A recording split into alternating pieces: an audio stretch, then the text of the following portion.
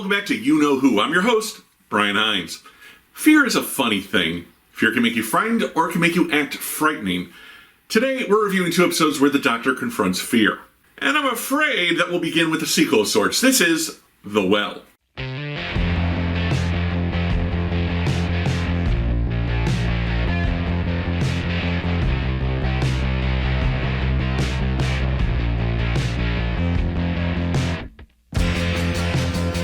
The Well begins right out of the last episode, still in their Florida 1950s outfits. The Doctor and Bill still can't get home to Earth, so they're still trying more Vindicator beams to hone in on May 25th, 2025.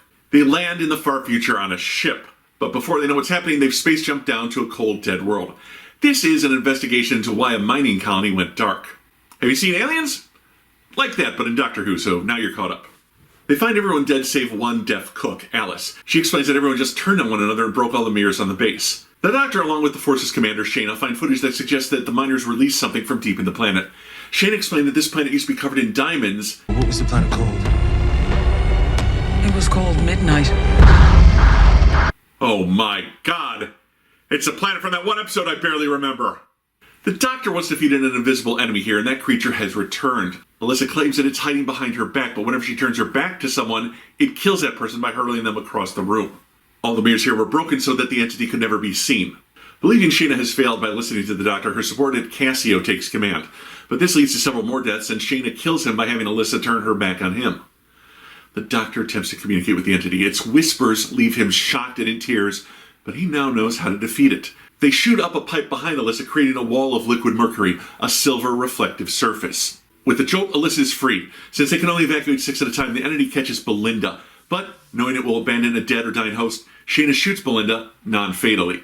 The entity jumps into Shana and she sacrifices herself by jumping into the well where the entity was found. The Doctor revives Belinda and they leave. And the surviving ranking officer reports into Mrs. Flood? Who gets confirmation that the Vindicators are being used even here in the far future, but she's not a Time Lord. And things seem to be finally settled when... What? Nothing. There's something on your back. Oh well. Midnight? Really? Kind of a forgettable story to write a sequel about. I honestly don't remember much about Midnight other than that they were on a bus with a Troughton. In fairness, it's been 17 years since I last saw Midnight. And it's always nice to see the inclusion of a differently abled person in these stories, here portrayed by actual deaf actress Rose Aileen Ellis, though I do like it better when their condition isn't a story beat. Here she survived because she could hear the entity's whispers, though the personal closed captioning on the suits was a nice touch. Not much for Belinda to do here. Like in Robot Revolution, she wants to help and be a nurse, but is hindered by her lack of knowledge of alien physiology. So she's understandably inept, and she gets shot. The scene where the Doctor listens to the entity was pretty intense, and I did like the ambiguous ending. And I like the character of Shana, portrayed here by Keelan Dunn. Always a nice twist to see a good person working for an amoral company. And as for the company, I kept expecting it to be Villain Guard, but that plot thread seems to have been dropped. The company remains anonymous as far as I can recall. It would have been a wreck of an episode if not for the superior acting by the supporting cast. Even the actor playing Cassio did a good job in that role. I give Doctor Who The Well 2 out of 5 stars. Now let's place a bet that the next episode will be better as we watch Lucky Day. In 2007, a young boy witnesses the Doctor and Belinda operating their Vindicator. The boy, Conrad, is now grown up and running a podcast dedicated to Doctor Who, and his latest guest is Ruby Sunday. We flash back to see that last year, Conrad saw the Doctor and Ruby in 2024 when they captured a monster called the Shriek that can hunt anyone by marking it with pheromones. Putting on social media a photo he snapped of Ruby, they get in touch and she goes on his podcast. She doesn't spill much of the Doctor's secrets, but promotes UNIT as a force for good. From there, eager to get her life after the Doctor more focused, Ruby begins to date Conrad. Things are going well until Ruby sees the Shriek stalking Conrad. In his home village, he admits that he never drank the antidote she gave him. Ruby calls in Kate Stewart and UNIT moves in, but it turns out that... What the hell is going on? We're a think tank, exposing the lies perpetuated by UNIT. What? An asshole on the internet? No way! His last name isn't even Heinz. Conrad used Ruby to set up UNIT and make them look foolish. He then uses his 15 minutes of fame to try and tear down UNIT as a waste of taxpayer money and hiding their real agenda under the guise of protecting the Earth. Ruby and the rest of UNIT are doxxed and she has to go into hiding living in the UNIT headquarters. Turns out Conrad once applied to UNIT but was never hired. He's got a grudge and that is translated into over 80,000 subscribers, making him very rich. Conrad has a mole in UNIT who lets him in, but then gets shot when Conrad takes a gun off a downed officer. On live stream, he holds Kate at gunpoint and demands that she tells the truth about aliens being fake. Instead, she points him to a containment unit and the shriek inside. She lets it loose and it almost kills Conrad before he admits to lying about Unit. Only then does Ruby taser the alien.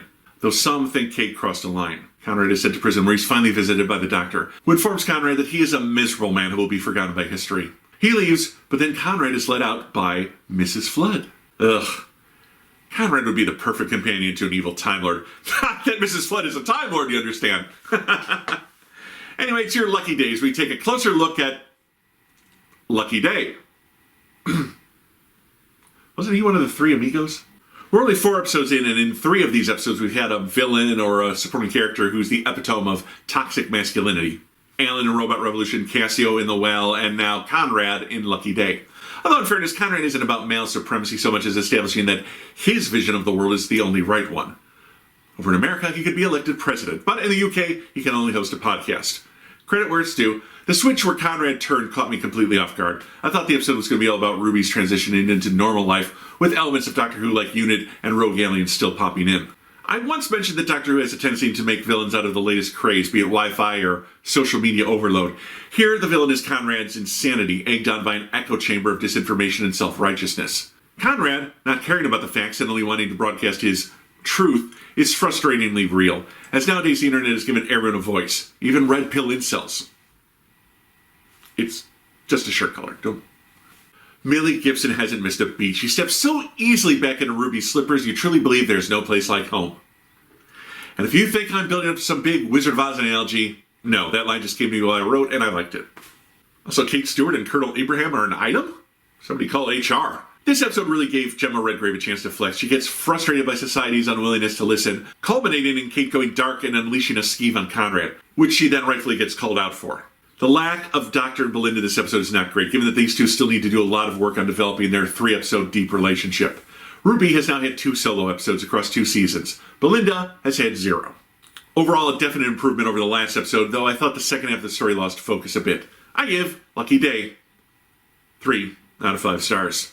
Alright my friends, before we leave, can I ask that you please like this video, subscribe to my channel, and click the bell for notifications, and please check out my Patreon page. It's patrons like you who help these videos get made. Thank you for joining me. I'll see you back here next time when we get a shave and a haircut, all for the price of a song. This is You Know Who, and I'm your host, Brian Heinz.